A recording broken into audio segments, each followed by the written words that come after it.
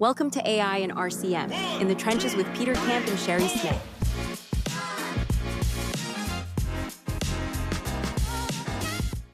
Hello, everyone. My name is Sherry Smith. I'm here today with Peter Camp, founder of Camp Tech AI, and myself was a healthcare strategy advisor with Avia Health Innovation, and also I'm advising with Camp Tech around AI. And that's the discussion that we're having right now. We are in Boston at Boston Tech Week, and tomorrow I'm going to be on a panel with others that are talking about what's not so obvious about healthcare and AI in healthcare. And so Peter and I, as we're here, we just thought it would be a great opportunity to just go a little bit back and forth, that we've both been in healthcare deeply. And so we really want to talk about what kind of the truth, the reality, and the hype is with AI, and given that both of us have been in the trenches. So Peter. Thanks a lot, Sherry. Hi, I'm Peter Camp, CEO and founder of Camp Tech AI. I've been in and out of this space, both from an automation and AI perspective and software development perspective for almost 25, 30 years, dealing with EMRs and the applications they integrate with. And as we all are hearing, there are a lot of different AI solutions out there. We felt like today would be a good time to talk about the lay of the land. Yeah, I mean, and the big piece, I think, is that a lot of our board members are pushing us all to basically say we need AI. They don't know necessarily what it is, but hear that if organizations don't have AI, then they're behind. I have worked a lot with health systems, with Avia Health Innovation in education with board members around what AI is. We've been helping them with AI governance and everything else. But ultimately, the bottom line is with AI is there's still a lot of problems that need to be solved. And the problems are the same. And AI is just basically a tool to be able to do that. And one of the big stark challenges is with AI is it's not this sci-fi thing that we just need AI because we're going to be behind, but ultimately the future is now. And what that really means is that there's a stark reality regarding the workforce. And so we really want to talk about the workforce of the future and what that means. So the workforce of the future is, and why it's now, is that 1/3 of the workforce is actually leaving every single day. The baby boomers are leaving, and frankly, they are having more chronic issues, which causes health systems to have to treat more significant challenges with those folks. At the same time, the people that are entering the workforce are not making up for the people that are leaving the workforce. So there is an actual labor gap, and in healthcare, it's even more. It's more substantial than in some other industries where that some are already using AI because it's such a labor heavy market. So Peter, want to hear a little bit from you about what your thoughts are on that. Yeah, I think the expectations around what AI can do are way outmoded, and I don't think some of the providers are taking enough responsibility to actually govern the data and the needs. Some of the larger EMRs have promised the world, and realistically, no one's going to be able to promise the world ever because the world's too complex. So we think that one thing our customers and people who are listening should think about is how are we really going to solve the problem, whatever problem you're trying to solve, right? You got a problem with claims, you have a problem with clinical data, you have a problem with medical coding, whatever it might be. What data do you need to solve that problem? This data could be in 8 different systems. No one's going to be on 8 different systems, right? And then you got the external factors of the payers that are changing the rules on the fly. Thinking about, okay, someone has to do a job. What data do they need, or what decision making do they need to actually perform the job from end to end versus just one component of it? I would like your talk about the labor situation, which has obviously been near and dear to my heart, doing RPA for quite a while, trying to eliminate friction, burnout, all that other stuff. The solutions have been fairly good. I'd say probably 40 to 50% effective, but there's a large 50% gap that's not being met. And I think one thing I've learned over time is that the best way to solve these problems is to put it right in the middle of the workflow. Don't change the workflow because that causes change management. Let's actually use the technology for humans versus humans using for technology. So that's always been my thought. Yeah, I agree with that. I think one of the couple of the challenges there is that, you know, a lot of the people in our organizations don't understand what it is. And sometimes I think that they're taking their job Yeah. away when it's really a discussion around it's actually helping you do your job. I know even in years ago, when we were starting with automation, the real reality of it is it's allowing people to work top of license or top of skill set, particularly if you're looking at, revenue cycle where it's an um, easy way in to be able to utilize this. We saw initially that kind of first phase, and now with AI, it's even that much more impactful. But it's really important that we put AI in the hands of the people that are doing the job and that it's human in the loop, which means that organizations and people, individuals can actually choose what AI will do and what they can do themselves. And so I think that that's really, really important, that there is an opportunity to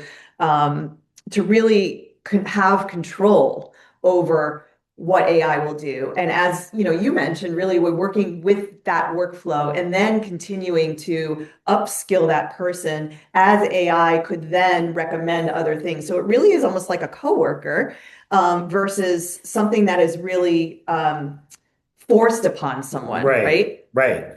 Yeah, and at our company, we're developing coworkers, and we've done some early stage POCs. We have some things actually running in production at this point. And the feedback is really great. So one of our coworkers is called Eli, and Eli does a bunch of things both on the front end, back end, and with the human.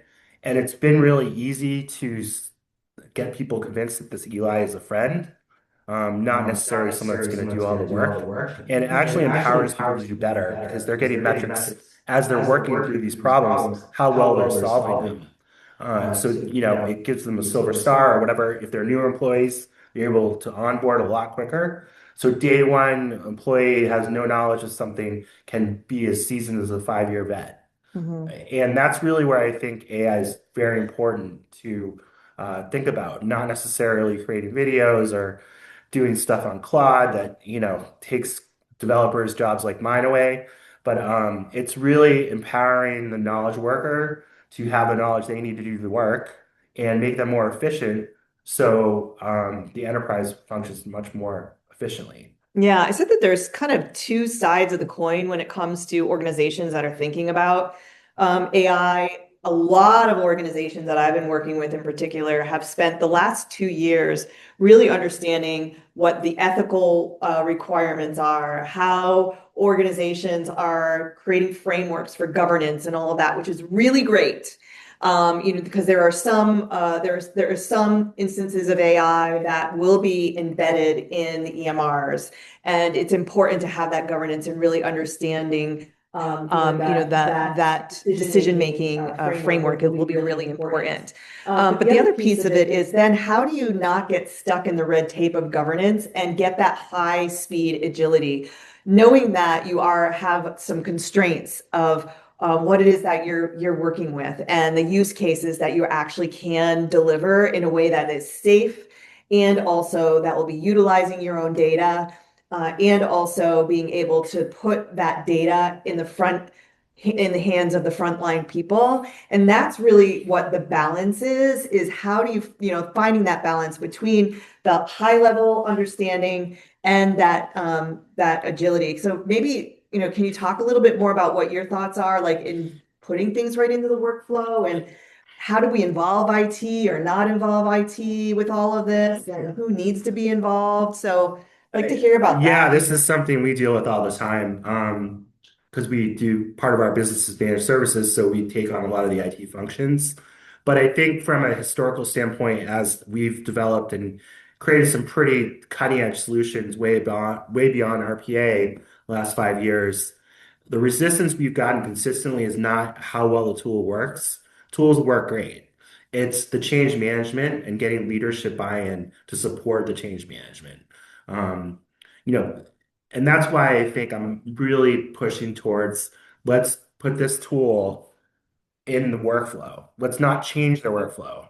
There's an occasion I can think of a couple years ago where the workflow was they were doing things at such scale that we had to change the workflow just on iota, and it caused like a mutiny, even though the tool was working great. And I've talked to a lot of different people like Sherry and other people in the industry, and we were kind of sharing the same war story. Um, the other elephant in the room is the IT piece of this.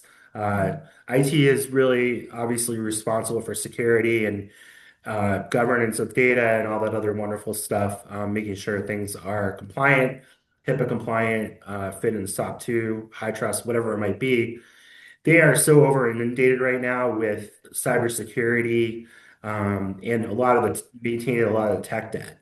So to bring on something like AI, which can be fairly complex, especially from building servers and setting up GPUs and all that other stuff, is like a non-starter. So as a company that come from the managed services world, we're looking to build these things as easy as possible. So if we are building it behind someone's firewall, we can stand something up in a couple days, get it working and get it in the hands of the people that are doing the job within a weeks. It's very low touch. There's not 6 months of scoping calls. There's not, you know, we have to go through a complete review with IT over and over again. We're not asking IT to build servers for us. If need be, we can build them ourselves for them behind their firewall. But the thing with AI, as it should be efficient and quick and not require a lot of effort. So that's really where I think is the big misnomer. But on the contrast, if you're going with a larger EHR that says, hey, we'll do everything for you, Yeah. beware of that too, because they're not necessarily getting in touch with what your real business problem is. They're going to give you a across the landscape view of this. So if you're trying to work with claims and you're in the Southeast, they're going to give you claims data for the whole entire country. It may not even matter to you. It may be a lot of junk. Um, so just beware of that. Commoditized AI has been around for quite a while. Change Healthcare, to name a few, has been doing this for years. So like, just because it's saying it's AI, maybe something that's far Mhm. different.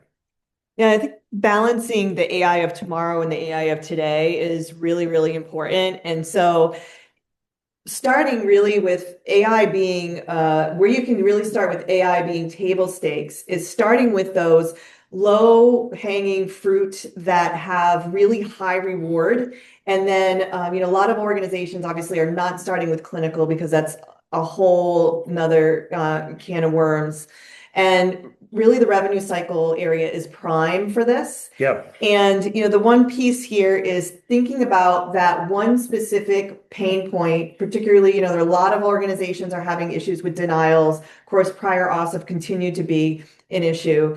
And, organizations are leaving money on the table with denials and just starting there, starting with having one or two of these coworkers that potentially could help, and then going from there and then building that trust, building it into the workflow, seeing how it works, getting feedback, and then going from there. So it doesn't necessarily have to be this big bang situation where it's all of a sudden we're an AI autonomous Yeah. situation, right? It's like, let's start in one place, let's learn, let's create that trust, and let's move on, and then let's document our policies from there based upon what it is that you're doing and what it is that you're learning along the way. So, I mean, I think that's really what's on our mind currently. I don't know if you have any last kind of remarks, but I think this might be the first of several AI in the trenches. Maybe we can start a whole thing around this, Peter. Yeah, I know. And I know you live up in Maine, so I'm sure we could take this to the road, other places. Um, but yeah, no, I'm very excited to continue this conversation, bring in some other leaders into this topic. But healthcare and AI are a perfect match to each other, and really excited to see where it goes. Yeah, absolutely.